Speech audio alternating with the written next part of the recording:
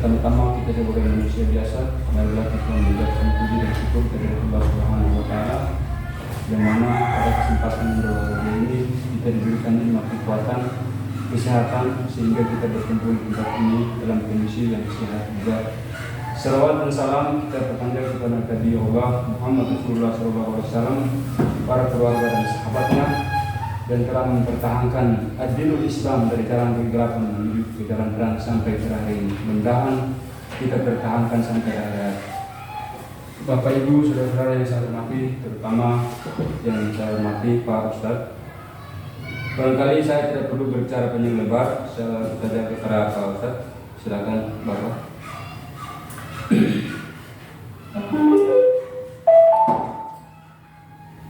Bismillahirrahmanirrahim. Assalamualaikum warahmatullahi wabarakatuh. Alhamdulillahirabbil alamin, wassalatu wassalamu ala Rasulillah wa ala alihi wa sahbihi wa man tabi'ahum bi ihsan ila yaumiddin. Qala Allah Ta'ala fil Qur'anil Karim, yarfa'u Allahu alladhina amanu minkum wal ladhina utul 'ilma darajat, wa qala aidan ya ayyuhalladzina amanu ittaqullaha haqqa tuqatih wa la tamutunna illa wa antum muslimun.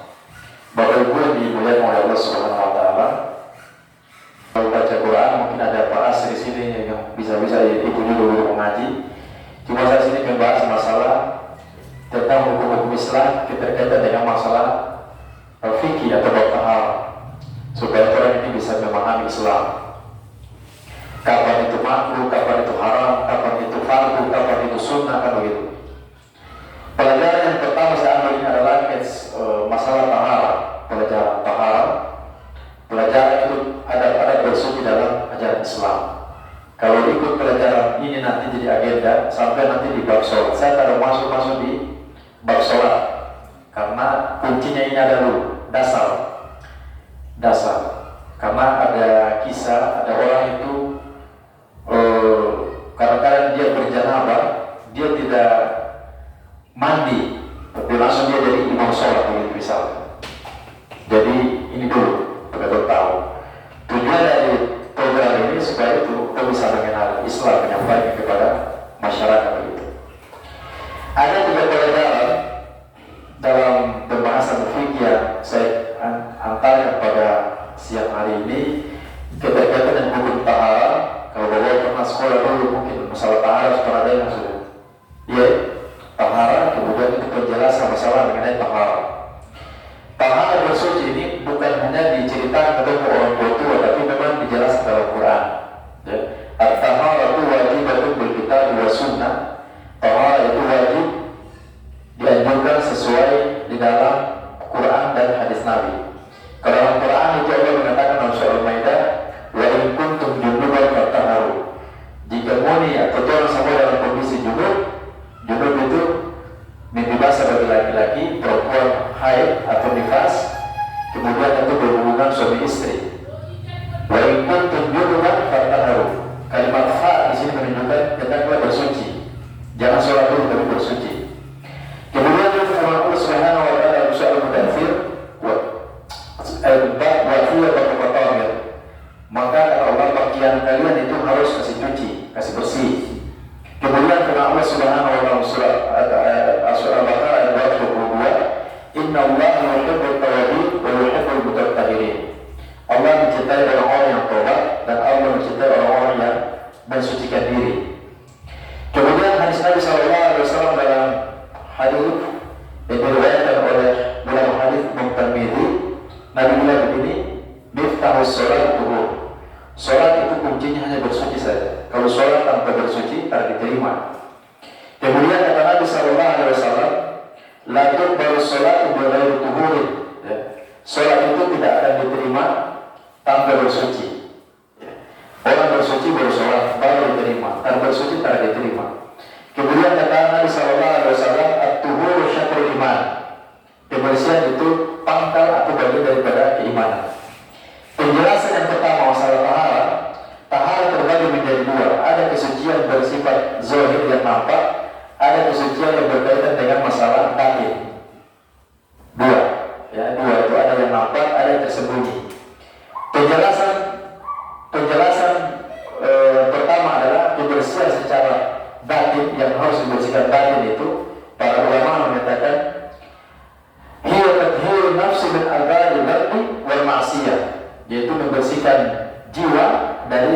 berbentuk dosa dan kemaksiatan.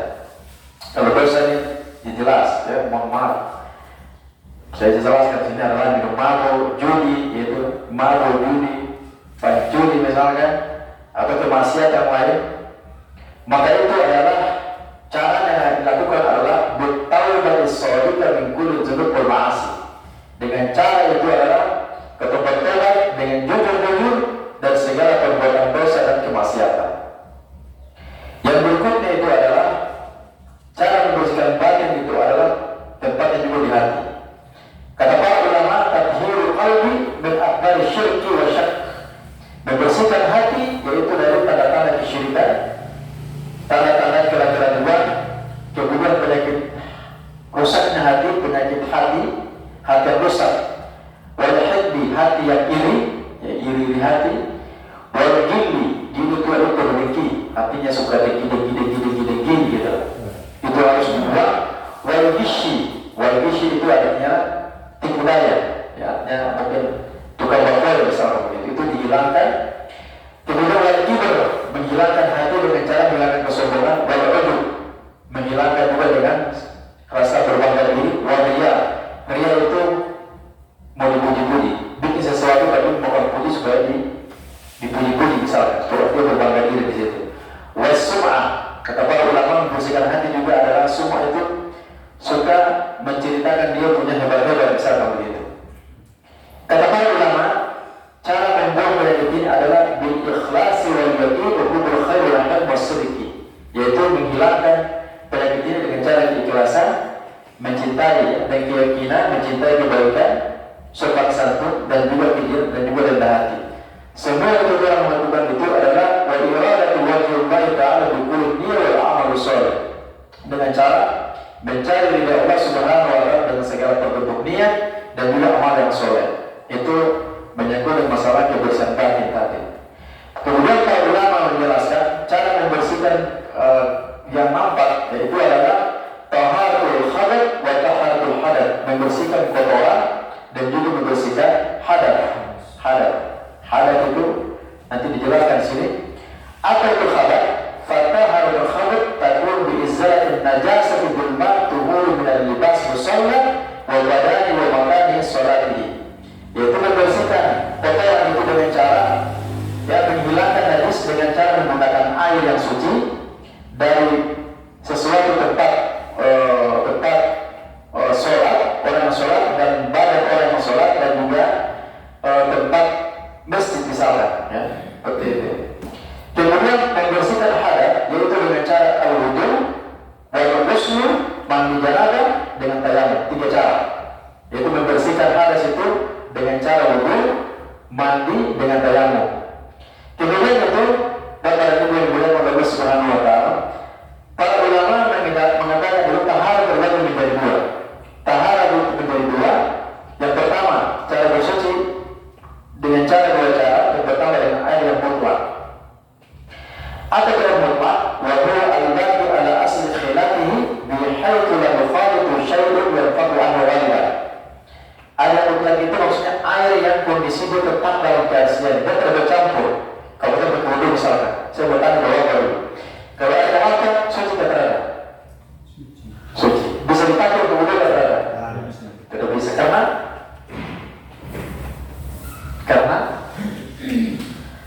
karena dia manis, ya, satu.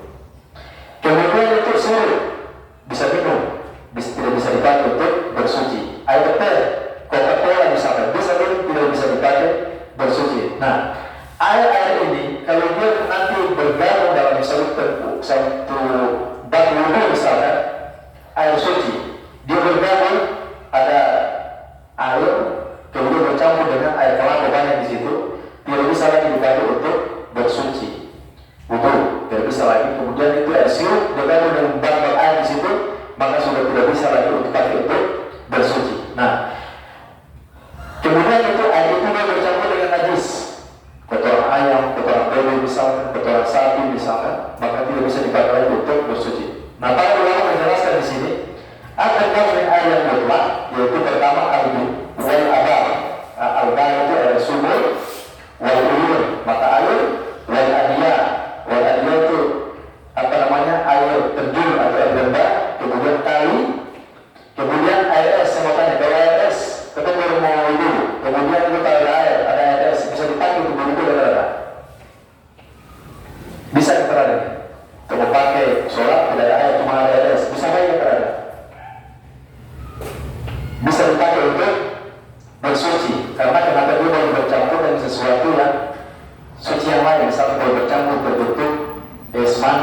es lilin taruh ya. Kalau dia masih air murni bisa dipakai untuk dia bersuci. Kemudian air laut bisa dipakai untuk bersuci ya. Nah, kemudian itu Allah mengatakan dalam surah Al-Furqan ayat 47, kata Allah, wa anzalna minas sama'i ma'an tahura. Kami turunkan dari langit berupa air. Jadi air yang lain Allah turunkan dari langit, air hujan, air sumur, air kali, air laut ya. Kemudian dalam Nabi sallallahu alaihi wasallam Nabi mengatakan itu al-ma'u tuhur. Air apa saja dia suci. Apa saja dia suci. Kata Nabi, illa an taghayyara aw ta'mahu aw laduhu bin najasa tahruzu fihi. Air itu kan bersuci terkecuali air itu dia berubah rasa, berubah warna, berubah bau, berubah bau atau berubah warna dengan suatu najis, maka itu tidak bisa lagi tambah air yang suci. Yang kedua, cara menggunakan kesucian itu adalah menggunakan as-sa'il tahir, yaitu tanah yang suci. Kalau tidak ada air, kita harus pakai bertayamum. Nanti kita bicara badan bertayamum untuk cara sesuai dengan syariat Islam. Tanah yang suci itu bisa dipakai untuk bersuci. Ya, apa itu saja? Selain tanah, pasir atau batu atau di sini nih. Ini ada gumur kan, bisa pakai. Kalau orang berangkat umroh, tidak mungkin untuk pesawat ke sana kembali cari air, tapi bisa dipakai di apa dulu piro. Bisa dia buka. Ini sudah Allah. Itu kalau tayang. Kalau misalkan kalau ada air, kalau ada tanah bisa dicari di tempat yang penting tanah itu bersih, tidak ada anjing di situ, tidak ada bau, tidak ada bau, tidak ada kotoran-kotoran sapi, kambing itu. Jadi yang tempat yang bersih. Atau dia bisa mengambil air atau pasir di sedikit saja tahu di betul dia. Dia nah, itu dayangan. Tidak boleh pakai untuk kumur-kumur. Jadi jangan sampai pesawat tersebut baru kita harus syukur kan. Ini harus kumur-kumur. Wah itu berpasir atau namanya masuk ke dalam tenggorokan. Disilakan menggunakan tanah kata Nabi sallallahu alaihi wasallam mengatakan ju'ilul ardu masjidan wa tahura. Allah menjadikan bumi untukku itu sebagai masjid dengan sebagai kesucian. Jadi seluruh nabi yang Allah itu menciptakan bumi ini rupanya Nabi Muhammad ini yang paling diistimewakan. Allah memberikan syariat, Allah juga kasih permudah. Sholat misalkan, kalau misalkan itu sholat tak mampu berdiri ya bumbu. Kalau tak bisa berbaring. Kalau perjalanan jauh tak mampu bikin terus-terus kasih kasar. 2 rakaat, 2 rakaat, asar 3. Kalau misalkan kita kenal sholat dulu, ya sholat. Nanti dikatakan baru puasa, itu dimudahkan. Begitu juga puasa. Kalau puasa belum sholat mampu, batalkan. Nanti kalau sudah diganti dengan waktu yang lain. Kalau tidak mampu, itu tidak. Itu saya dimudahkan oleh Allah kepada orang. Yang berikutnya itu adalah kapan betul-betul menggunakan tanah untuk pakai bertayamum. Para ulama mengatakan walaupun syari'ul tahuran mutahuran inda fa'al ma' atau inda al-adas an-istighfar al-marad wa nahwihi. Kapan betul menggunakan tanah jika tidak mendapatkan air ya.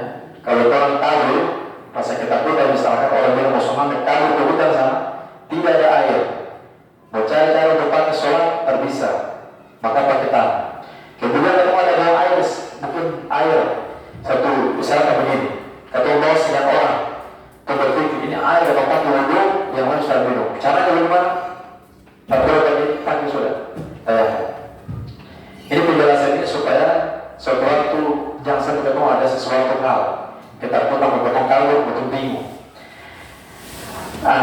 Kemudian itu atau kalau dalam kondisi sakit misalnya dokter kasih ponis jangan dulu mau kenal air, karena kalau nanti kenal air mau tambah penyakit. Caranya apa? Kita menggunakan tayamum. Atau kita dalam kondisi yang sama sekali sudah bisa sama sekali, dia pakai tayamum. Alasannya apa? Ada dalilnya surah An-Nisa ayat 23 Allah menyatakan fa'ilam tajidu ma'an fayatammu sa'idan. Ini perintah Allah.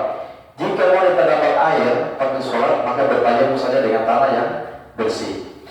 Kemudian itu kata Nabi sallallahu alaihi wasallam, kata Nabi, inna as-sa'ida thayyiba tahurul muslim wa la yajid ma'a 10 sinin. Ini keistimewaan kepada Nabi kita Muhammad sallallahu alaihi wasallam bahwa tanah itu dia suci, ya. Tanah itu dia baik dan suci bagi seorang muslim. Jika seorang muslim tidak mendapatkan tanah selama 10 tahun, mendapatkan air selama 10 tahun. Ini yang terjadi di Gaza hari ini. Orang Yahudi bunuh orang Islam di sana, tak bisa berlayar. Kemarin itu beberapa kali cari-cari bantuan, saya pernah tanya sama salah satu orang dari Gaza, saya ini pencari bantuan ini kira-kira bikin apa nanti buat-buat di sana? Cuma hanya cari bikin sumur saja. Sumur dan makan, kalau untuk membangun tak bisa. Mungkin makan hari itu sudah dibunuh. Itu mencari bantuan baru di bagian Rafah. Dan itu sama sekali air susah. Sampai air mungkin berbagai macam negara itu kan dihabisi juga sama kejahatan orang Yahudi. Jadi cuma itu cari air. Nah, ini yang berlaku ini menggunakan tayamum di sana. Terjadi hari pembantaian hari 7 Oktober itu diserang bisa-bisa sampai orang itu membuang sampai terpaksa buang air di kantong plastik, mohon. Kemudian caranya apa? Menggunakan istijmar. Istijmar itu ada menggunakan bersuci, membersihkan kotoran menggunakan batu atau benda-benda bisa menghilangkan kotoran. Itu dipakai. Itu nanti ada pelajaran cara istinja di sini. Kalau itu pelajaran ini kita bisa tahu bersama. Kalau ada agenda, kalau bisa mencantumkan di sini, tentu saya kasih pelajaran ini. Kalau misalkan masih agenda kamu gitu ya. Nah, lalu bagaimana ketika orang Islam itu dia sudah bertayamum tiba-tiba belum mendapatkan air, lalu tayamum sudah tidak berlaku lagi. Kalau dapat air, maka tayamum itu sudah tidak berlaku, maka harus menggunakan air. Nah, lalu bagaimana ketika orang yang basah atau berhubungan sama istri, tak ada air mau janabah? Tayamum lagi, tayamum. Ini sebagaimana disebutkan oleh salah seorang sahabat yang bernama Amr bin Al-As. Amr bin Al-As ini dia bertayamum ketika janabah di malam hari. Dia mimpi basah, mau bangun mandi janabah dalam kondisi dia khawatir dia bisnis tak mampu misalnya, takut, khawatir jasanya dia sakit, lalu dia menggunakan cara tayamum seperti ini. Maka itu digunakan oleh Nabi SAW, maka turun ayat ini diperintahkan untuk kita bertayamum kalau tidak mendapatkan air.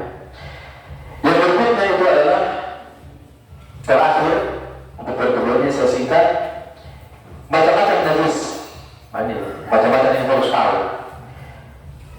Para ulama mengkelompokkan najis ini, yang pertama itu adalah akhrajun minal fardil adabi, yaitu keluar dari dua jalur manusia, kemaluan, baik laki maupun perempuan, kemaluan belakang, dubur atau maaf, pantat atau mungkin kemaluan, maka itu adalah yang keluar berupa darah, misalnya darah haid, ya, atau yang kencing, madhu atau lendir, atau wajib, kencingan terputus-putus, atau mani, sperma bercampur mungkin dari kencing misalnya, atau dengan sesuatu kotoran-kotoran yang sudah mengeras dan hewan yang bisa dimakan atau kotoran yang juga merupakan najis. Kemudian itu berupa najis berupa darah, bisul, kemudian muntah yang sudah bercampur berwarna. Termakan makanan tiba-tiba muntah. Kalau dia makan makanan dia masih belum berwarna, itu insya Allah tidak najis. Kalau dia makan sampai muntah sampai berubah, bukan makanan lagi, semua dari kotoran misalkan, maka dia masuk dalam kondisi najis. Begitu pula hewan-hewan yang boleh kau makan dia punya daging, maka itu dia kotoran juga najis.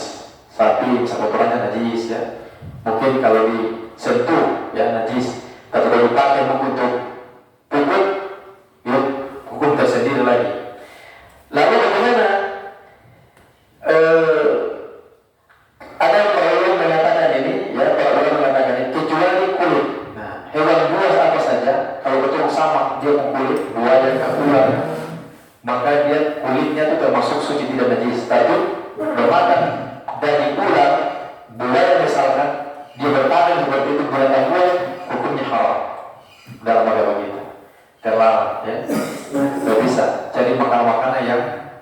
yang ada yang tertarik.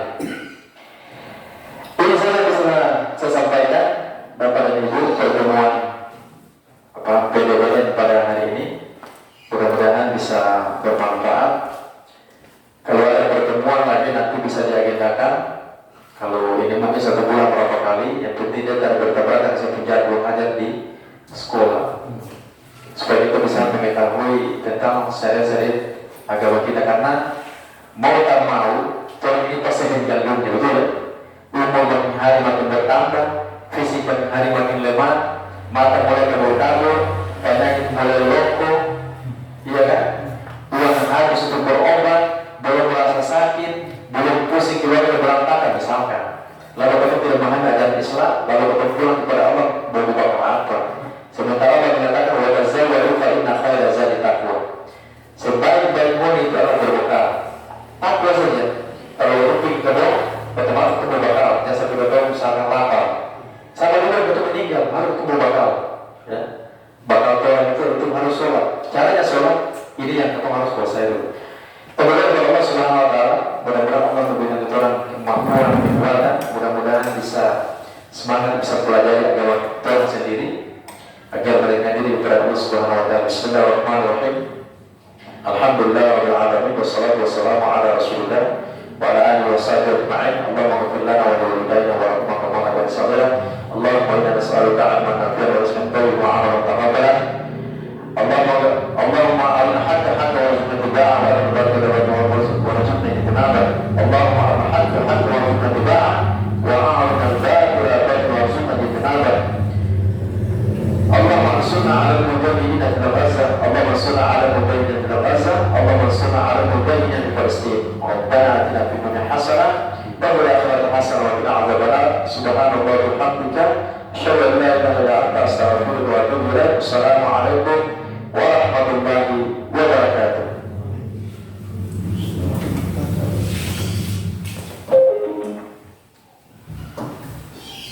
Dan demikianlah apa yang disampaikan Pak Ustadz pada pagi hari ini. Kali pertemuan ini singkat. Assalamualaikum warahmatullahi wabarakatuh. Nanti Pak Ustadz mencari waktu yang pas belum 2 kali atau boleh saya dulu saja. PTD penjadwal tidak bisa. Kantor camat kemarin minta 1 bulan atau berapa kali nanti. Kita kan kegiatan majelis juga mau jadi sudah hidup lagi. Nanti sini ada sudut keluar. Kalau mau bahas Quran lagi, saya rasa di Pak Asri di sini mengajar rata-rata bagus. Saya hanya mengkaji kitab ini karena kalau kita mengaji terus, kamu tak tahu ini.